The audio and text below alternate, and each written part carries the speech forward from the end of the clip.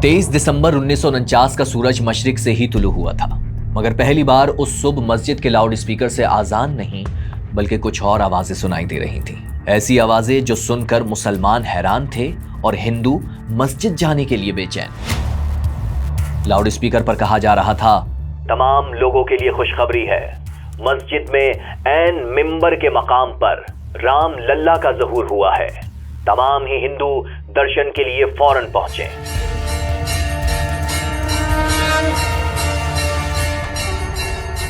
बाबरी मस्जिद को तोड़ना दुरुस्त था। उसमें नमाज पढ़ने का फतवा कोई आलिम दीन या फकीह नहीं दे सकता। वहां नमाज अदा नहीं हो सकती थी अगर वो राम जन्म भूमि या किसी मंदिर को तोड़कर बनाई गई थी। भारतीय सुप्रीम कोर्ट में यह कैसे साबित हुआ कि मस्जिद के मेंबर के मकाम पर राम की पैदाइश हुई थी? इस मसले पर आपको भारत की जानिब से बनाई गई डॉक्यूमेंट्रीज तो बहुत मिलेंगी, मगर मैं वो पहला पाकिस्तानी हूं जो बाबरी मस्जिद के तनाजे पर एक मुदल्लिल डॉक्यूमेंट्री बना रहा है। मैं हूं मौज़म शाह और इस मसले पर मैंने तारीख के पन्नों में बेबस लफ्जों की गहराई को समझा और इंटरनेट पर कई क्लिक करके खासी छान पटक की है ताकि हकाइक आपके सामने रख सकूं। मैं इस वीडियो में जज्बात से परे होकर आपके सामने सिर्फ फैक्ट्स पेश करूंगा ताकि वीडियो के इख्तिताम पर आप किसी नतीजे पर पहुंच सके। आगे बढ़ने से पहले आपसे गुजारिश है कि चैनल को सब्सक्राइब और वीडियो को लाइक जरूर करें ताकि मेरी मेहनत वसूल हो जाए। अब इस सारे मामले को समझने के लिए हमें पहले इंडिया नहीं दमिश्क चलना होगा। वलीद बिन अब्दुल मलिक यहाँ एक शानदार मस्जिद बनाना चाहता है। जमीन कम पड़ने की वजह से पड़ोस में मौजूद गिरजाघर को तोड़ने का इरादा है, मगर ईसाइयों ने न सिर्फ जमीन देने से इनकार कर दिया बल्कि साथ ही कहा कि गिरजाघर की जमीन खुशी से तो नहीं दे सकते, अगर जबरदस्ती ली तो कोड़ हो जाएगा। वलीद को गुस्सा आ गया और ये कहकर जमीन पर कब्जा कर लिया कि देखें कैसे कोड़ होता है। फाइनली गिरजाघर को तोड़कर मस्जिद बन गई। कुछ अरसे बाद वलीद का दौर खत्म हुआ और उमर बिन अब्दुल अजीज का इख्तिदार आ गया, जो खुलफाए राशिदीन की उसवा हुस्ना पर चलते थे। ईसाइयों ने उमर बिन अब्दुल अजीज से गिरजाघर तोड़ने की शिकायत की तो उन्होंने हुक्म दिया कि मस्जिद का वो हिस्सा जो गिरजाघर तोड़कर बनाया गया है मुनहदिम कर दिया जाए और सरकारी खर्च पर गिरजाघर की असर नौ तामीर की जाए। ये फैसला मिनोअन इस्लामी कवानीन के मुताबिक था। दीन यही सिखाता है और खुलफाए राशिदीन भी इसी पर अमल पैरा थे। शुरू में यह समझाना इसलिए जरूरी था कि इस्लामी उसूल पर चलने वाले हुक्मरान इलाका फतह करने के बाद कभी भी मंदिर या किसी भी इबादतगाह को नहीं ढाते, बल्कि उनकी हिफाजत की जिम्मेदारी और अमन व अमान का यकीन दिलाते हैं। लेकिन क्या शहंशाह ज़हीरुद्दीन बाबर ने राम मंदिर को तोड़कर बाबरी मस्जिद बनाई थी? ऐसा कब और किसने कहा? बल्कि राम की पैदाइश की जगह की निशानदेही किसने की? ये सब समझने के लिए पुराने अयोध्या या अयोध्या चलते हैं। मुगलों के बाद नवाबी दौर का भी चलचलाव है। कहने को तो नवाब वाजिद अली शाह हुक्मरान है, मगर अवध पर ईस्ट इंडिया कंपनी के गोरे काबिज हैं। ब्रिटिश फौज को सरवाइव करने के लिए रकम चाहिए और नवाबों का खजाना खाली हो गया है। तो उस वक्त गोरों ने नवाबों की बेगमात से जेवरात उतरवा लिए, यानी नवाबों की अब ईस्ट इंडिया कंपनी के गोरों के सामने बिल्कुल नहीं चल रही थी। 17वीं सदी 18वीं में दाखिल हो रही थी और बाबरी मस्जिद को बने तकरीबन 250 साल से ज्यादा का अरसा गुजर चुका था, मगर अब तक राम जन्म भूमि यानी बाबरी मस्जिद के अंदर राम की पैदाइश हुई ऐसा ना कभी किसी ने सुना, ना किसी ने कहा और ना रूए जमीन पर किसी भी मजहब की किताब में ऐसा कोई तस्करा था। हाँ, रामायण में जरूर था कि अयोध्या के दरियाए सिरों के किनारे राम की जाए पैदाइश है, मगर बाबरी मस्जिद के मकाम पर है ऐसा कहीं तस्करा नहीं, सिवाय एक मकाम के जो आगे चलकर बताता हूं। खैर, अयोध्या में गोरे आ चुके थे और ईस्ट इंडिया कंपनी को अपने कदम मजबूत करना थे। गोरे अच्छी तरह जानते थे कि हिंदू मुस्लिम झगड़े ही उनके तसल्लुत को तवालत दे सकते हैं और फिर उन्होंने आर्कियोलॉजिकल सर्वे शुरू कर दिए जिसमें यह बताया गया कि अयोध्या की मुख्तलिफ मस्जिदें हिंदुओं के मंदिर या उनकी किसी पवित्र जगह को तोड़कर बनाई गई हैं। अंग्रेजों के गैजेट्स और आर्कियोलॉजिकल रिपोर्ट्स ने हिंदुओं में इश्तियाल पैदा करना शुरू कर दिया। यहां तक कि सन 1800 में पैदा होने वाले गोरे 1500 साल पहले का तस्करा इस तरह कर रहे थे जैसे मंदिरों में पूजा करते लोगों को उन्होंने अपनी आंखों से देखा था। खैर, ब्रिटिश का प्लान कामयाब होता है और ये रिपोर्ट्स काम कर जाती हैं। सन 1853 में पहली मर्तबा हिंदू बाबरी मस्जिद पर हमला करने के लिए पहुंच गए, मगर उन्हें मुसलमानों की तरफ से जबरदस्त मज़ाहिमत का सामना करना पड़ता है। अंग्रेजों की लगाई चिंगारी आग पकड़ रही थी। जहां एक तरफ अंग्रेजों ने हिंदुओं को यह बताया कि राम की पैदाइश बिल्कुल उस मकाम पर हुई जहां मुसलमान नमाज अदा करते हैं, तो दूसरी तरफ मुसलमानों को यह बताया कि हनुमानगढ़ी एक मस्जिद को तोड़कर बनाई गई है। खैर, इसका जिक्र तो तारीख अवध में भी है। हनुमानगढ़ी दरअसल बाबरी मस्जिद से कुछ फासले पर ही थी। फाइनली हिंदुओं के एक बड़े गिरोह ने बाबरी मस्जिद पर हमला कर दिया। लेकिन इस बार मुसलमान भी पहले से तैयार थे। वो बाबरी मस्जिद के अंदर शाह गुलाम हुसैन की सरबराही में मोर्चाबंद थे। बाबरी मस्जिद और हनुमान गढ़ी के दरमियान मुसलमान और हिंदू एक दूसरे के गले काट रहे थे। उधर अंग्रेजों की फौज अलेक्जेंडर आर और फैजाबाद के कमांडर जॉन हेर्सी की सरबराही में खड़ी तमाशा देख रही थी। मुसलमानों का गिरोह हिंदुओं को पीछे की तरफ धकेलते हुए हनुमान गढ़ी के दरवाजे तक पहुंच गया था।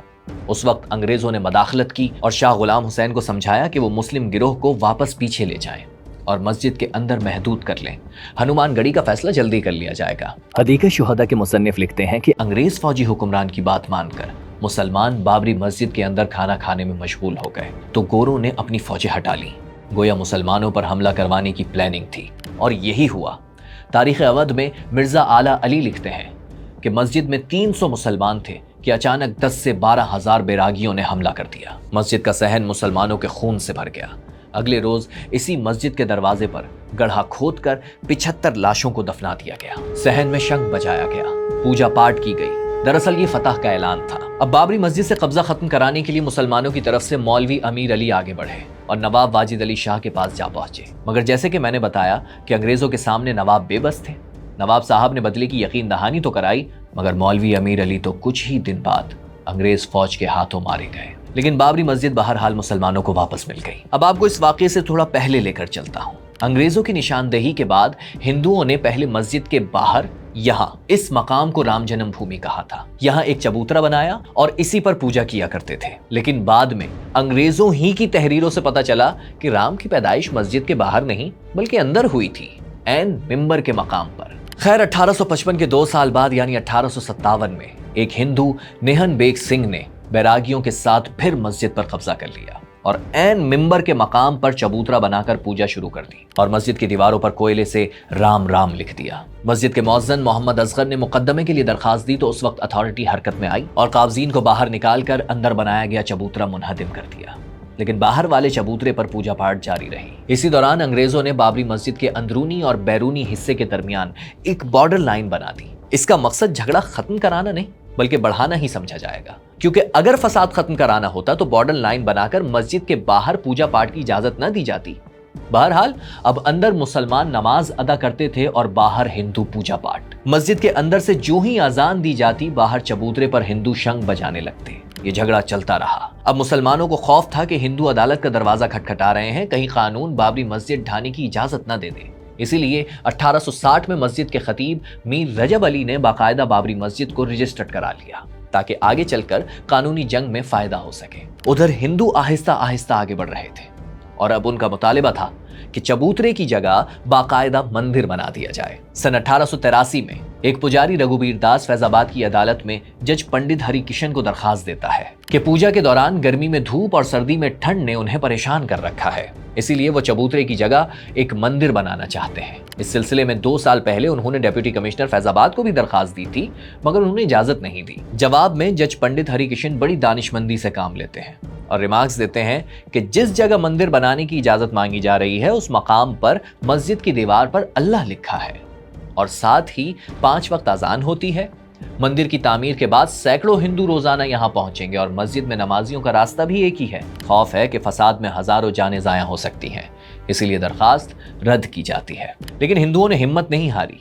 कुछ सालों बाद फिर अदालत पहुंच गए। एक बार फिर दरखास्त दी गई कि मस्जिद के बाहर बाउंड्री वॉल पर एक और दरवाजा बना दिया जाए ताकि मेले के दौरान 2 अलग अलग एंट्रेंस हों। मस्जिद के मौज़्ज़िन ने जवाबन दरखास्त दायर की, अगर दरवाजा बनाया जाए तो चाबी हमारे हवाले की जाए। मेले के दौरान मस्जिद इंतजामिया वो दरवाजा खोल दे और बाद में ताला लगा दे, मगर ऐसा ना हुआ, बल्कि हिंदुओं को दरवाजा लगाकर एक और एंट्रेंस फराहम कर दिया गया। इसी दौरान ब्रिटिश हुक्मरान अपने डिप्टी कमिश्नर पी कॉर्नेगी से सारे मसले पर एक रिपोर्ट बनाकर पेश करने का कहते हैं। बज़ाहिर ये मामला निपटाने के लिए था, लेकिन दरअसल ब्रिटिश गवर्नमेंट को एक तहरीरी सबूत चाहिए था जिससे यह साबित हो कि बाबरी मस्जिद राम जन्मभूमि तोड़कर बनाई गई। अब डिप्टी कमिश्नर पी कॉर्नेगी सर्वे करते हैं।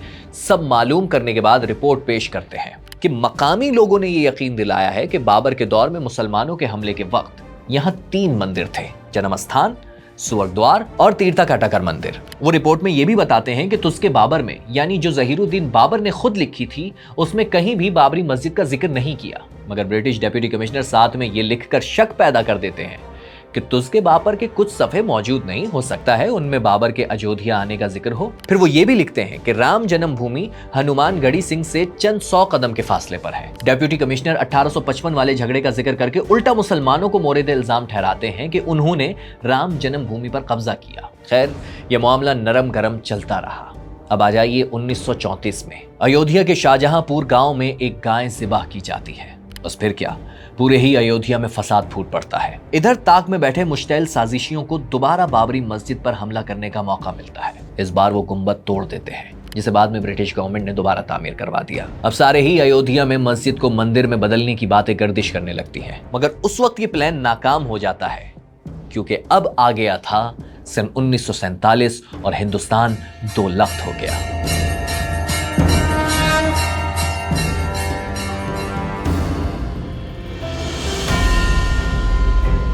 पहले ब्रिटिश हिंदू मुस्लिम फसाद पर सियासत करते रहे, अब खुद हिंदुस्तानियों ने अंग्रेजों के सिखाए गुर को आगे बढ़ाया। या यूं कह लीजिए कि सरजमीन तो अंग्रेजों से आजाद हुई, मगर हिंदुस्तानियों के हुक्मरानों के जहन गोरों ही की गुलामी कर रहे थे। क्योंकि आजादी के 2 साल बाद ही वो हुआ जिसका जिक्र मैंने इंट्रो में किया। 22 दिसंबर 1949 की रात चबूतरे पर पूजा करने वाले एक हिंदू अभिराम ने अपने चेले के साथ मस्जिद में खामोशी से मूर्ति रख दी और अगली सुबह मस्जिद के लाउड स्पीकर पर ऐलानात किए कि मस्जिद में राम लल्ला भगवान प्रकट हुए हैं, हिंदू दर्शन के लिए आ जाएं। और हजारों हिंदू दर्शन के लिए आ भी गए। फिर उस मजमे पर हुई सियासत। हिंदुओं ने मूर्ति निकालने से इनकार कर दिया और पहली बार सदा लगाई गई कि अब यहां श्री राम का मंदिर बनेगा। मस्जिद के बाहर कब्रों पर 9 रोज तक पूजा पाठ होती रही।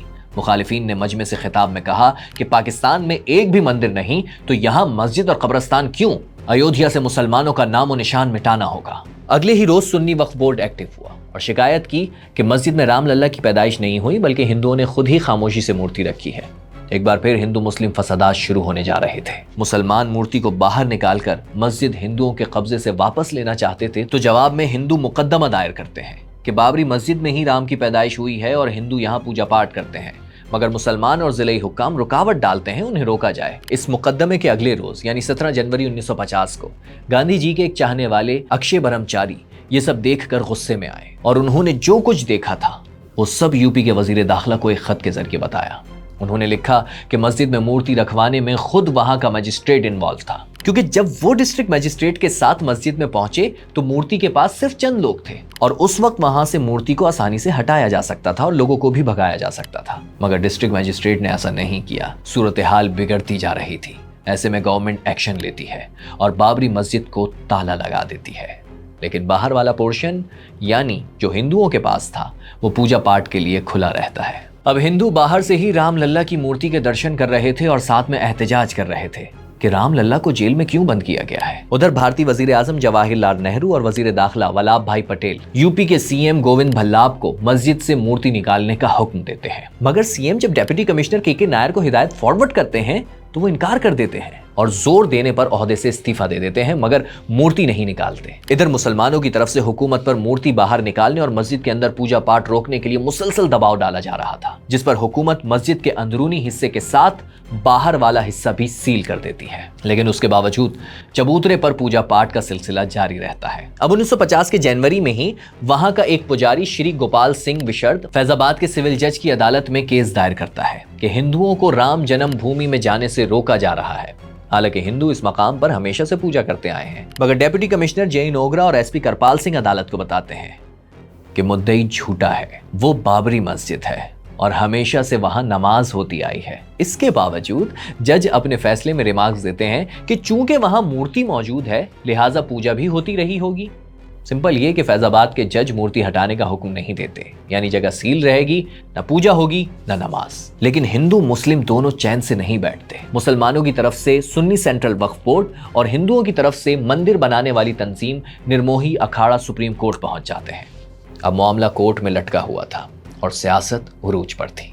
जी हाँ, बाबरी मस्जिद की जगह राम मंदिर की तामीर अपने मैनिफेस्टो में शामिल कर लेती है। अब इंतहा पसंद हिंदुओं की तीनों तंजीमें आरएसएस, वीएचपी और बीजेपी मिलकर भारत में जुलूस जलसे रैलियां निकाल रहे थे।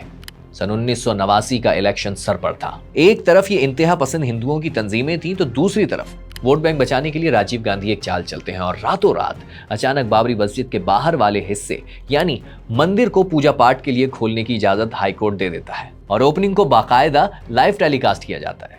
वो कहते हैं ना कि कौवा चला हंस की चाल और अपनी चाल भी भूल गया। राजीव गांधी को तो राम मंदिर पर सियासत का कुछ खास फायदा ना हुआ, लेकिन बीजेपी 2 से सीधा 85 सीटों पर आ गई। और यही नहीं, पहली बार एक हिंदू नजरियाती जमात गांधी के सेक्युलर भारत का इख्तिदार संभाल लेती है। बीजेपी की हुकूमत बनते ही बाबरी मस्जिद की जगह राम मंदिर की तहरीक तेज हो गई और यही वो तहरीक है जहां से उस शख्स की सियासत का आगाज हुआ जिसने भारत की सियासत को हमेशा के लिए बदल दिया। जी हां, हम बात कर रहे हैं मोदी की। हुआ कुछ यूं कि इलेक्शन के सिर्फ 1 साल बाद विश्व हिंदू परिषद यानी वीएचपी की जानिब से राम मंदिर की तामीर के आगाज का ऐलान होता है। फिर क्या था, मुल्क भर से 3.5 लाख हिंदू ईंटों पर राम लिखकर मस्जिद के मकाम पर लाते हैं।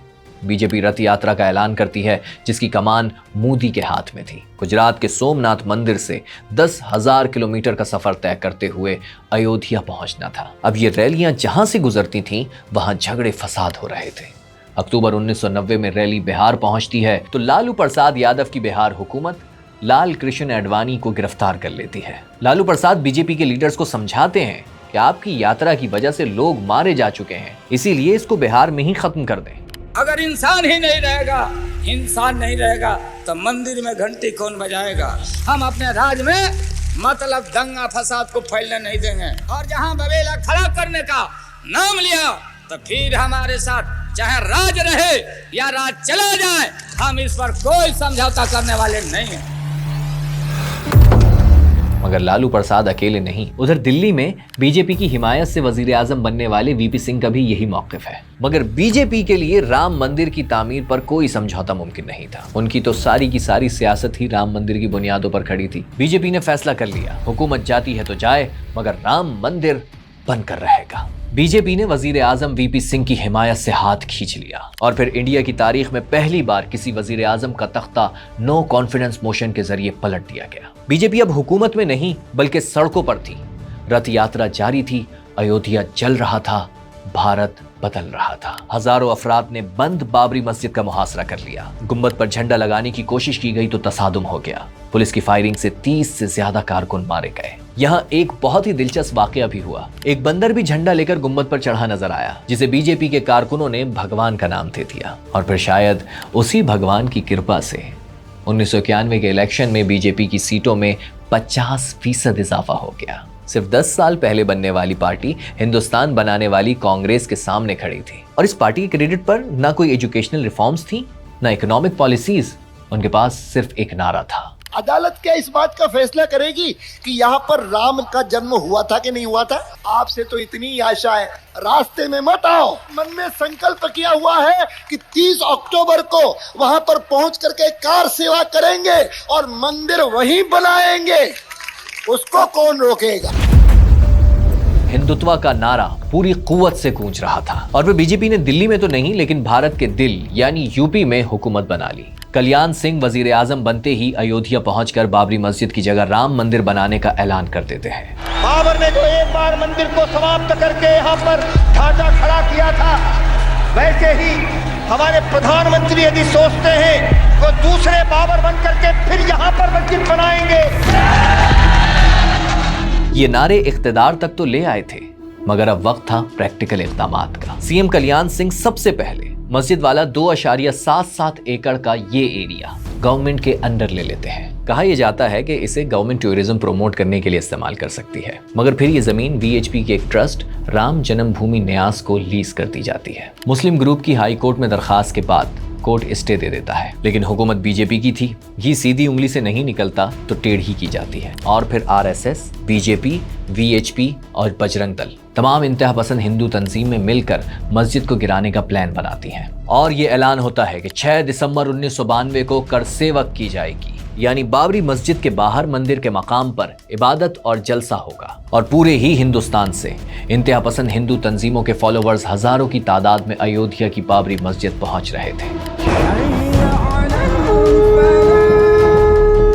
जलसे से खिताब में अटल बिहारी वाजपेयी और लाल कृष्ण आडवाणी लोगों को उकसाते हैं कि अगर यहाँ मंदिर बनाने की इजाजत नहीं तो कम से कम बैठने का इंतजाम तो किया जाए। मस्जिद का फर्श टूटा फूटा है, नोकीले पत्थरों पर कैसे बैठा जाए, इसे तोड़कर बराबर होना चाहिए। इश्तियाल अंगेज तकरीरें हो रही थीं। उधर कारकुन बाबरी मस्जिद की तरफ बढ़ते हैं और तकरीबन 5.5 घंटों में मस्जिद के तमाम हिस्से गिरा देते हैं और वहां मूर्तियां रखकर टेंट लगाकर मंदिर बना देते हैं। जाहिर ये किया जाता है कि जैसे कारकुनों ने मुश्तैल होकर मस्जिद गिरा दी, लेकिन हकीकत ये है कि 5 घंटों के दौरान न पुलिस उन्हें रोकने के लिए पहुंची और न खुद वहां मौजूद लीडर्स ने कारकुनों को मना किया। अलबत्ता वाक़े के 1 घंटे बाद यूपी के सीएम कल्याण सिंह मुस्ताफी हो जाते हैं और यूपी में सदारती निजाम नाफिज कर दिया जाता है। मगर अयोध्या में लगने वाली आग ने पूरे भारत को लपेट में ले लिया।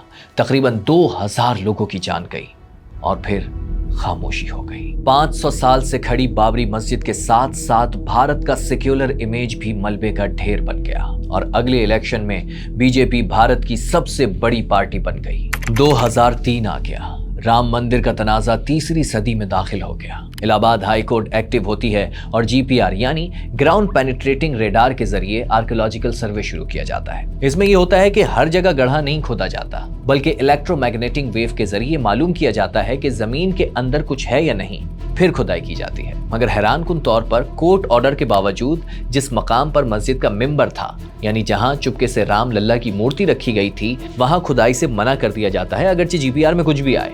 खैर, रिपोर्ट तैयार हो गई। कहा गया कि बाबरी मस्जिद की खुदाई से एक स्ट्रक्चर मिला है जिसे इस्लामी नहीं कहा जा सकता। यह भी कहा जाता है कि बाबरी मस्जिद को खाली जमीन पर नहीं बनाया गया, मतलब यहाँ पहले कुछ तामीर था। रिपोर्ट में यह बात वाज़ेह नहीं की जाती कि बाबरी मस्जिद राम मंदिर को तोड़कर बनाई गई थी या नहीं। हैरानकुन तौर पर 2010 में हाईकोर्ट ये मान लेता है कि यहाँ राम लल्ला का जन्म हुआ था और बाबरी मस्जिद के नीचे कोई इस्लामी स्ट्रक्चर नहीं मिला। फैसले में बाबरी मस्जिद का मरकजी हिस्सा राम लल्ला को दे दिया जाता है, जबकि बाहर चबूतरे वाला हिस्सा हिंदुओं की दूसरी तंजीम निर्मोही अखाड़ा को मिल जाता है और बचा हुआ कुछ हिस्सा सुन्नी वक्फ बोर्ड को मिल जाता है। अब अगले ही साल हाईकोर्ट का फैसला सुप्रीम कोर्ट में चैलेंज किया जाता है, मगर 6 साल तक समाअत शुरू नहीं होती। फिर 2017 में सुप्रीम कोर्ट हाईकोर्ट के फैसले को गलत करार दे देता है। भारत की तारीख की सबसे तवील 40 रोज तक चलने वाली समाअत होती है। जैसे कि मैंने आपको शुरू में कहा था कि हजारों साल पहले आने वाले राम की पैदाइश के मकाम की 1800 में पैदा होने वाले अंग्रेजों ने निशानदेही की और उस वक्त अंग्रेजों के उन गजेट्स को पैदाइशी सर्टिफिकेट्स के तौर पर यूज किया गया। बिल्कुल उसी तरह इस वक्त भी सुप्रीम कोर्ट में उन्हीं गजेट्स को रिपोर्ट्स के तौर पर पेश किया जाता है। फिर कहा गया कि आर्कियोलॉजिकल रिपोर्ट के मुताबिक मस्जिद खाली जमीन पर नहीं बनी, यानी सुन्नी वक्फ बोर्ड का मौक़िफ़ गलत है। और फिर इस बात को भी दलील के तौर पर तस्लीम किया गया कि मुसलमानों ने 1949 से मस्जिद में इबादत नहीं की, जबकि हिंदू मुसलसल पूजा कर रहे थे। और हाँ, कई पुजारियों की गवाही भी ली गई कि रामलल्ला की पैदाइश कहाँ हुई थी। इन बुनियादों पर सुप्रीम कोर्ट ने फैसले में 2.77 एकड़ की ज़मीन राम लल्ला विराजमान को दे दी, जबकि सुन्नी वक्फ बोर्ड को मस्जिद बनाने के लिए दूसरे मकाम पर 5 एकड़ ज़मीन अलॉट कर दी गई। मन में संकल्प किया हुआ है मंदिर वहीं बनाएंगे, उसको कौन रोकेगा। 1980 में बनने वाली जमात बीजेपी राम मंदिर के नारे को बुनियाद बनाकर इख्तिदार में आई और राम मंदिर बन भी गया। मगर अब बीजेपी का क्या होगा? अब बीजेपी कौन सा मुतनाज़ा नारा लगाकर हिंदू कार्ड प्ले करके अपनी सियासत जारी रखेगी? ये कमेंट्स में जरूर बताइएगा।